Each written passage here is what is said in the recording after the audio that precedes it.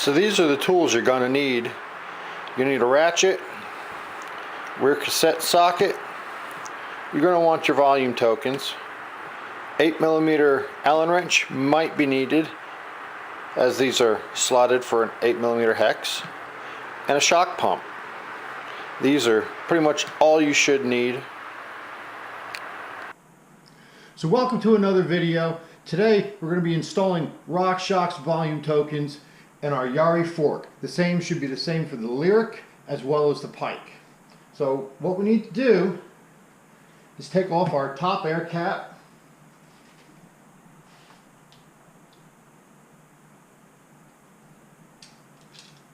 Nice and simple. And you want to let the air pressure out of your fork. So you can do that by using a small pin, an Allen wrench perhaps, or you can use your shock.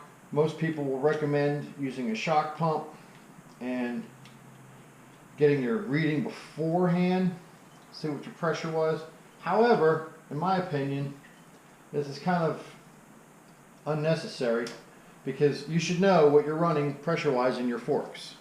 So we have here the pressures, and we're going to bleed off all the air.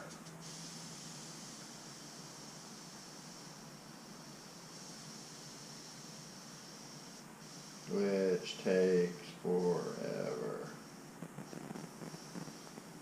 That's why you might want to use an Allen wrench and just push down on that little Schrader valve inside.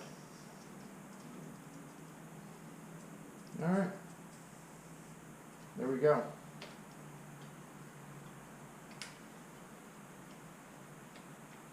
Now we're ready to dive into it. This is a simple process. You do need a rear cassette tool that fits down in there. Some older models will use a hex. Get that loosened.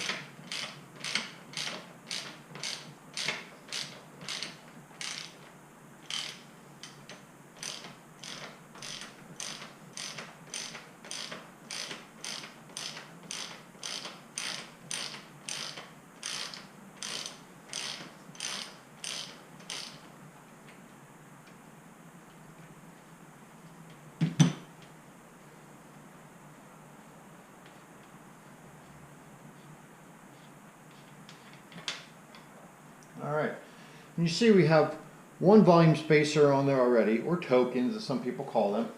Well, I'm a fairly big guy. I like my small bump compliance for my local trails, but when I want to hit the park, I want to add some volume tokens so I'm less likely to bottom out. Now what this does is it'll essentially increase the compression ratio as the fork compresses. So it doesn't act as a bump stop for your fork to keep it from bottoming out, because then it would essentially be bottoming out.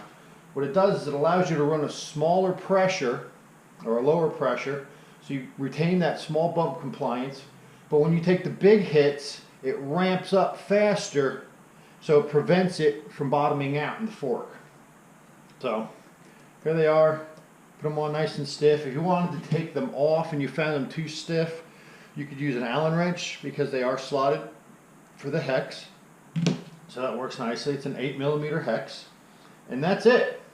We're essentially done. You drop it back in,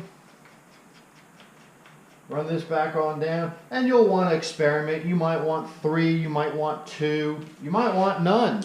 You know, if you're maybe one of them scrawny little guys, or you don't really ride any trails with those big hits and you just want some nice compliance. But if you're running a bike where you're talking 170mm of travel, it's probably going to see some park days, some big chunk days.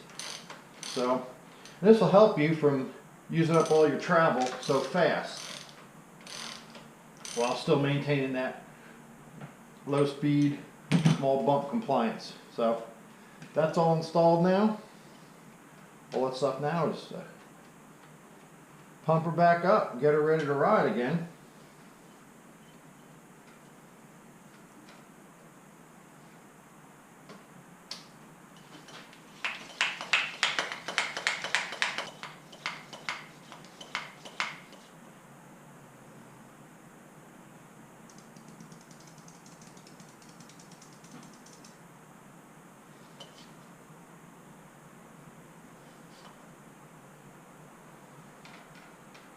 Alright, so now we've got our pressures back up.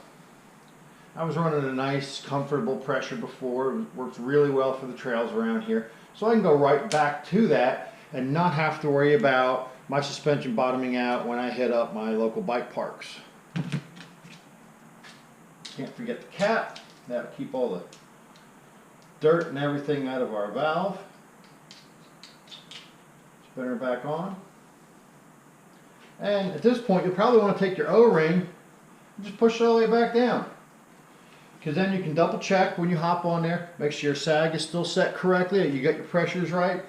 And when you get out at the parks or just your local trails, you can see the difference in how it's performing for you. And again, I mean, this is a simple, quick process. You could even do this while you're at the bike park or at your local trails. You can adjust this. You just need these simple tools.